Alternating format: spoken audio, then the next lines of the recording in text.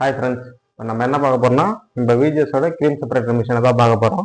So நீங்கள் வந்து மாட்டு பண்ணியை நீங்கள் லாபகரமாக உங்களால் எடுத்துகிட்டு போக இல்லையா, அதுக்காக தான் நாங்கள் ஒரு சொல்யூஷன் கொடுத்துருக்கோம். நீங்கள் பாலை வந்து ஒரு 30 ரூபா 35 ரூபா நீங்கள் சொசைட்டியில் செல் பண்ணுறீங்கன்னா உங்களுக்கு அது பெரிய லாபமாகவே இருக்காது.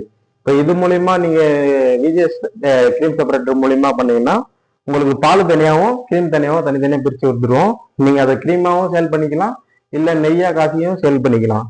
இப்போ இந்த பேலன்ஸ் இருக்கிற பாலை என்ன பண்றீங்கன்னு பார்த்தீங்கன்னா உங்களுக்கு தெரிஞ்ச டீ கடையிலையும் கொடுக்கலாம், இல்லை நீங்கள் ஃப்ளேவராக ரோஸ் மில்க் அந்த மாதிரி ரெடி பண்ணலாம். அதுக்கேற்ற மாதிரி இது கரெக்டாக இருக்கும். இப்போ வாங்க மிஷின் எப்படி ஒர்க் ஆகுது அப்படின்னு சொல்லிட்டு பார்க்கலாம்.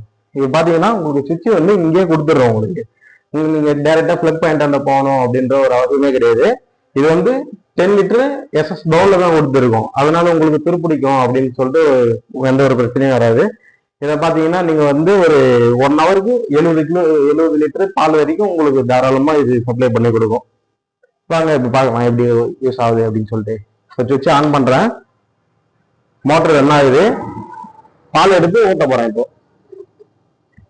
இப்போ நம்ம பால் எடுத்து இப்படி ஊற்றினோடனே ஒரு பக்கம் பாலாகவும் ஒரு பக்கம் கிரீமாகவும் வந்துடும்.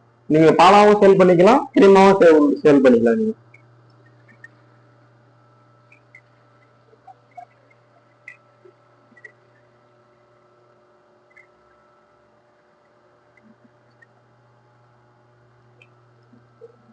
பாத்தீங்கன்னா உங்களுக்கு ஒரு 2-3 நிமிஷத்துல உங்களுக்கு இந்த மாதிரி மாறிடும். 2 நிமிஷம் ஒரே நிமிஷத்துல உங்களுக்கு பால் தனியாகவும் கிரீம் தனியாகவும் தனித்தனியா பிரிஞ்சிடும். இப்படி ஊத்துனீங்கன்னா தனித்தனியாவே பிரிஞ்சு வந்துடும். அங்கிருந்து மேல இருந்து கீழே போற கேப் மட்டும் தான் உங்களுக்கு அந்த டைமிங். இப்ப பாத்தீங்கன்னா உங்களுக்கு தெரியுது பாருங்க, இதுல வந்து கிரீம் எடுத்த பால் வந்துட்டு இருக்கு. மோட்டர் ரன் ஆகுங்க. இந்த மிஷினை பாத்தீங்கன்னா மேனுவல், இது மோட்டர்ல ரன் ஆகுது, இது மேனுவல். நம்ம கையாலே இப்போ ஒரு சின்ன ஃபார்ம் வச்சிருக்கவங்களுக்கு இது கரெக்டா இருக்கும். இப்போ வீட்டுக்கு தேவையான நெய் தயார் பண்றதோ அந்த மாதிரிலாம் இந்த மாதிரி மிஷின் கரெக்டா இருக்கும். ஒரு 10-15 மாடு வச்சுக்கிறவங்களாம் இந்த மிஷின் எடுத்துக்கலாம்.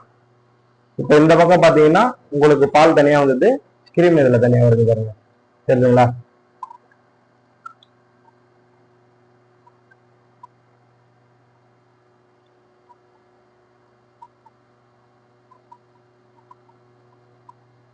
நம்ம எந்த அளவுக்கு பாலை ஸ்லோவா மேல இருந்து,